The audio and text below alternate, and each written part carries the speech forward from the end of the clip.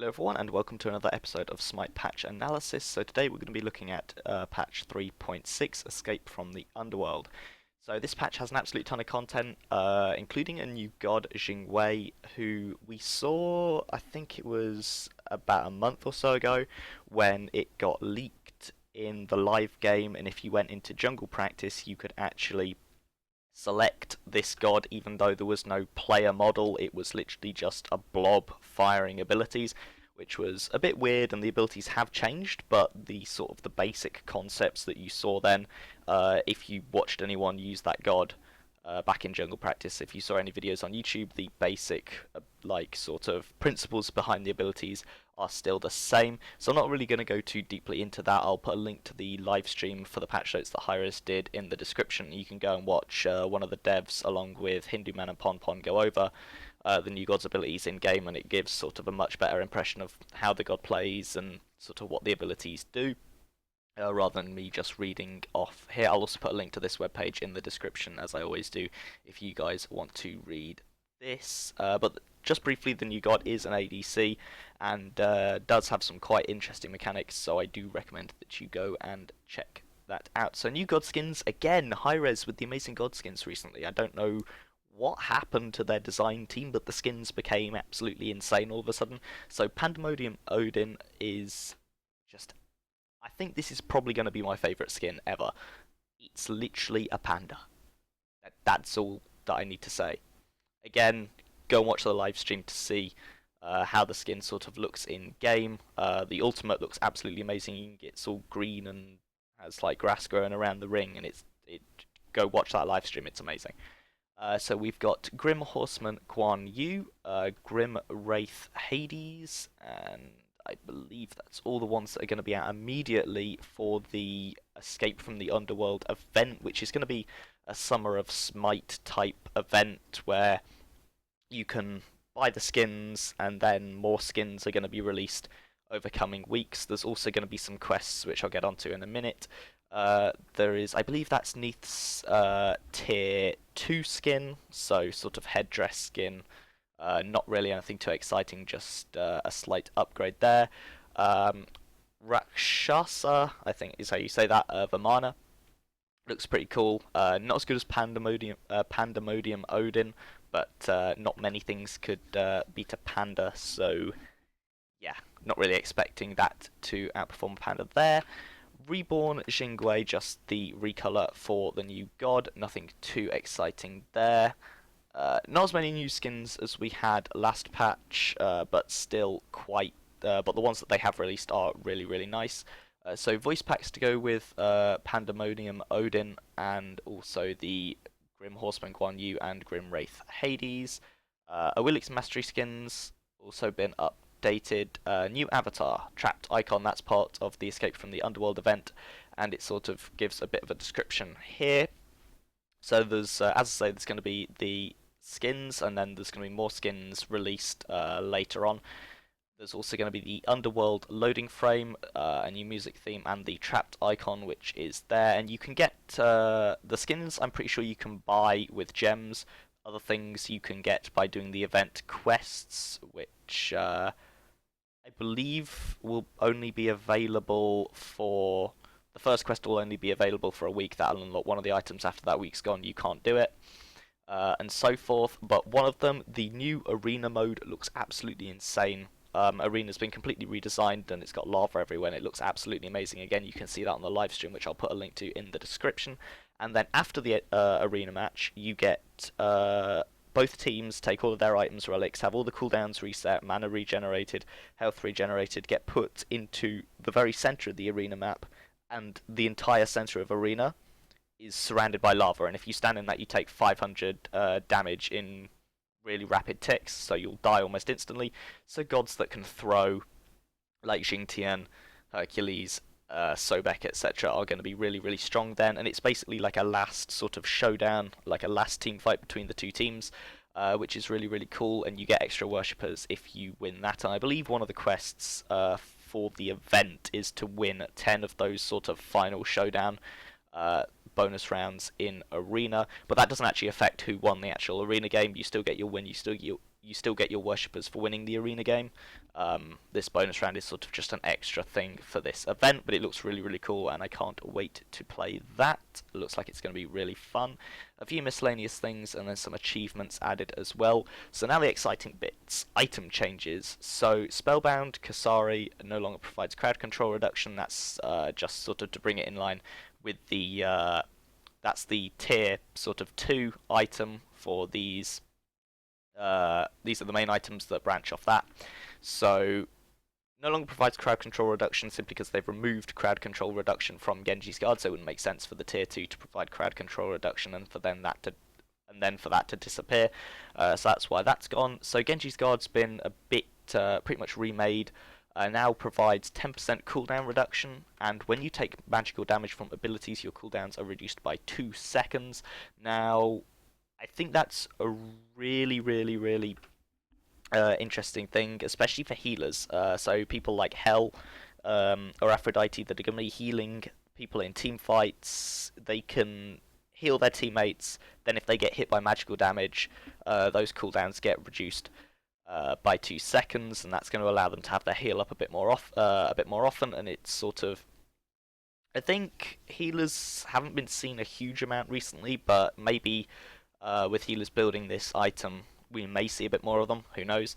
So Oni Hunter's Garb has also been changed slightly. The passive now regenerates every 10 seconds in or out of combat. So you no longer have to be out of combat to gain the magical protection stacks.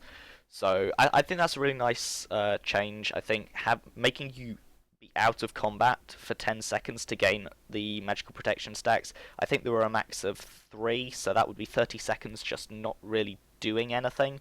That's not even taking poke from one minion or anything like that, or from a jungle camp. It sort of makes you play very, very passive, and I don't really think that goes with how the game is at the moment. There's not really time for sitting around because you can get behind quite easily, unless you're on solo lane, in which case you're forever ahead of the rest of the team. But we'll leave that for another rant that I may do, well, that everyone does all the time, because solo laners are always ahead, but that's just solo lane. So Spectral Armor is also getting a change. It's got a new passive, so when you activate a relic, you gain Ghost Walking for 4 seconds and can move through enemy players and enemy deployables. So that sounds really, really, really strong, to be honest. I'm not quite sure how that's going to sort of play out. One way that they suggested on the stream that it could be used is, say you're playing someone like Tyr, and you want to, for example, use your wand on one of the enemy damage dealers, say a Kukulkan or something, and kill him, but there's the enemy tank Sylvanas just sort of chilling there in the way. You can't walk through him, he's going to body block you, but you can activate one of your relics, and then you can just walk through that Sylvanas, and then use your abilities on the mages or whoever you want to kill. Other things, I'm thinking that's going to be a buff to things such as Sanctuary, because if you're in something like an Odin cage, you don't really, if you don't have a jump or anything like that, you can't really get out of it. Whereas now, so your best bet would probably be to Sanctuary and just not take the damage. But then once that wears off, you're still in the middle of an Odin ring, and it's gonna take you're gonna take damage either way. Whereas with this, if you have Spectral Armor, you can activate your Sanctuary. You're not gonna take damage, but you can now walk out of the Odin ring and then walk away, and then by the time Sanctuary's worn off and you can take damage again, you're going to have put some distance between you and the enemy team. So I don't know, I think it may have some adverse effects on other relics and make them a bit more powerful, but we'll see how everything balances out, because of course this has got to go through the PTS first as well. So we'll see how it gets played in the PTS, and then obviously once it moves into the actual release version of the game, hopefully everything will have been tested, balanced, and no doubt it may need further tweaks once people decide to do weird things in the SPL, which is what they always do. So Emerald Talisman and Stone of Gaia. Emerald Talisman, I believe, is the second tier leading into Stone of Gaia. That's been had a cost reduction just to sort of, I guess, make it a bit more of a viable item. Obviously wasn't being used too much. So Soulstone is a starter item, doesn't get used very much. So now the additional magical power that you gain at 5 souls is 60 rather than 30. So that's huge for a starter item. That's early game, that's right at the beginning. That's absolutely mad. I'm thinking that would be maybe something you might get on a magical solo laner if the jungler is Thanatos and you're going for that really, really early game, like sort of invade, just destroy the enemy team before anyone hits level 5 and do an absolute ton of damage and try and put them behind. I think that Soulstone sort of really favours that sort of style of play, but we'll see how it ends up being used. Now, Shifter Shield's an item that was quite popular once upon a time.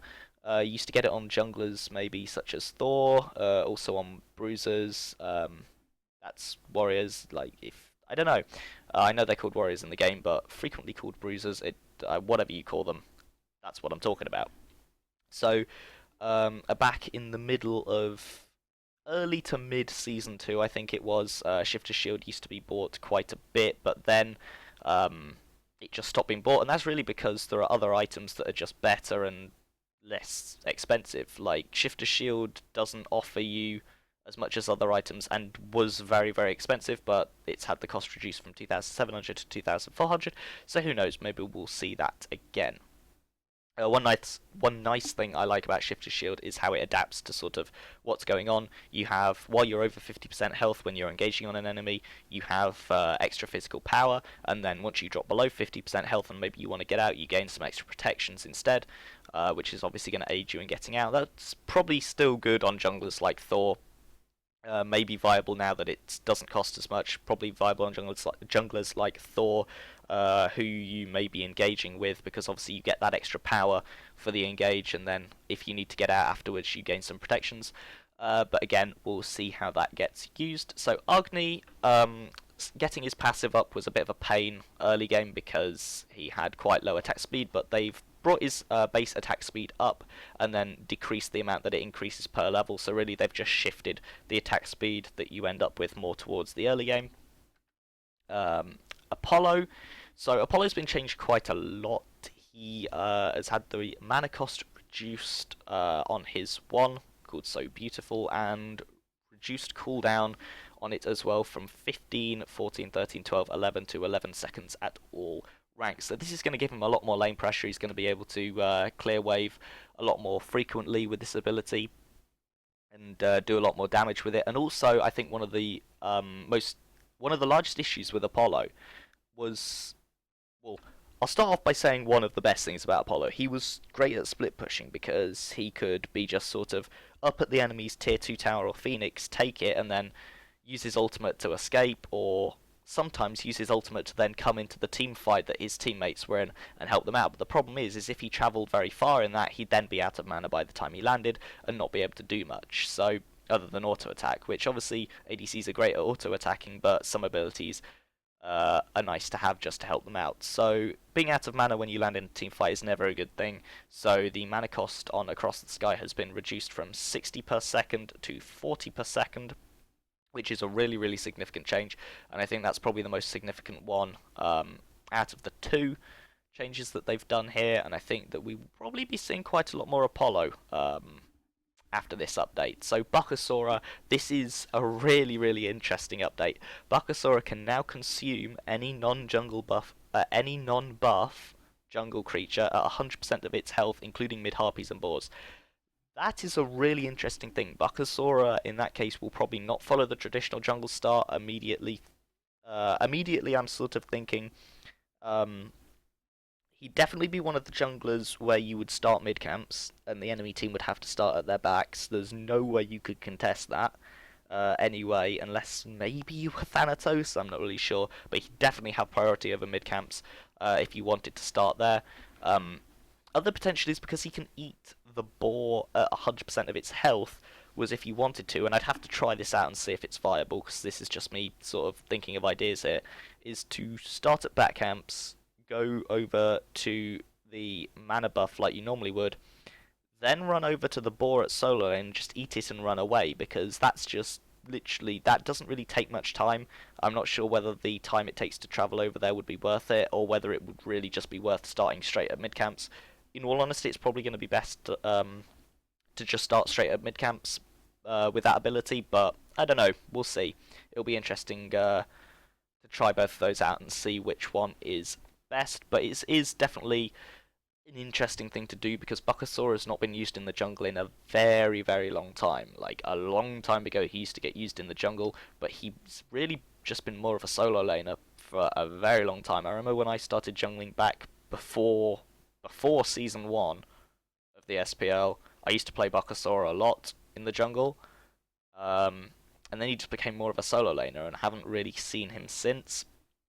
But yeah, it's going to be interesting to see Bakasura back in the jungle again, and I am quite excited to play him and see what's going on. So, Chang'e Moonflower Dance. Healing increased from 40, 60, 80, 100, 120 to 50, 70, 90, 110, 130. So not a huge change there, and then also a slight damage increase as well.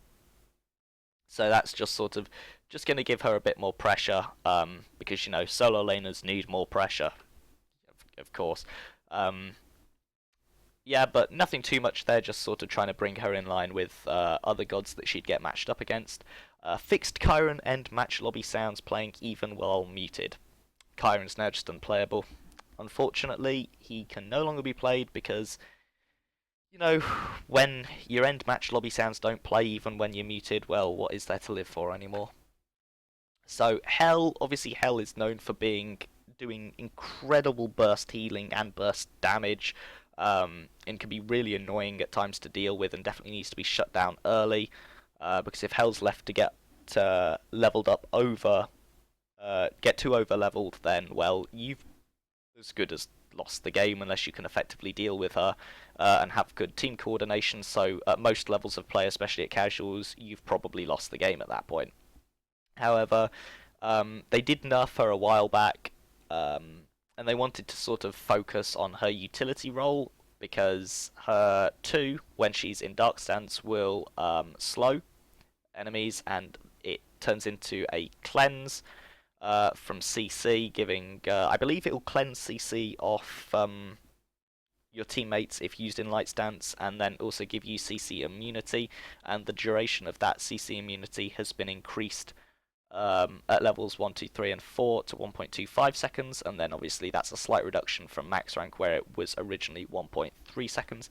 But overall, I think that's really good, and it's going to focus on sort of the other roles that Hell can play in the team fight, and not just bursting, healing, and damage like she used to, because obviously they nerfed that and she can no longer do that as effectively. So Odin, Ring of Spears, increased cooldown from 60 to 75 seconds. I think that's really good. Odin could be a real pain to deal with, especially given how much damage his Bird Bomb does. It's absolutely insane, especially if he gains a few levels on you, which is not an uncommon thing considering he's normally played in the solo lane. For God's sake, solo laners, why'd you get so overleveled? But anyway, yeah, I'm really happy about that. It just sort of stops Odin being quite so prominent in team fights. And gives you a chance to sort of take advantage when that cooldown, that ultimate is on cooldown. So Scylla, this is a very interesting thing. Second, which is her 1, increased the magical scaling from 60% to 75%, and Crush, which is her 2, increased damage from ranging from 90 to 290 ranging from 90 to 290 has been increased to ranging from 90 to 310. So as they said on the live stream, Scylla, and as it says in the little paragraph there, Scylla's a late game god, but the problem with her is the struggling through that sort of early game didn't really pay off. Like when you got to the late game, her late game wasn't as strong as it needed to be for it to be worth you going for that late game and struggling through the early game, and many other gods that weren't supposed to be that good late game were sort of keeping up with her and contending with her, so that's why that's why the scaling and the damage that her 2 does has been increased for the late game. So Sol, quick bug fix there, and then finally Sylvanas, Nature's Grasp, has had reduced cooldown from 26, 24, 22, 20, 18 to 22, 21, 20, 19, and 18 seconds. So early game he's going to have a lot more lane pressure, because that's also had reduced mana cost as well, from ranging from 70 to 90 to ranging from 70 to 50. So the mana cost on that actually decreases as he levels that up now, whereas before it increased. So that's sort of balancing it out. It's going to be more accessible late game in terms of mana, um, and also more accessible early game in terms of lane pressure, because just the overall cooldowns have been reduced, most noticeably at level 1, where it's been reduced by 4 seconds. So he's going to have a lot more lane pressure there and probably be able to set up a lot more easy kills for whoever is playing the ADC. So that's it for the patch notes, guys. I hope you enjoyed them. I'll leave a link to I'll leave a link in the description to this website and also to the Hyros livestream if you want to check that out. Leave any comments you have on the patch notes down in the description. Personally, I'm really looking forward to this update. And yes, I hope you enjoyed the video. Leave a like if you did, subscribe to see more, and I will see you guys next time. Thank you very much for watching. Goodbye.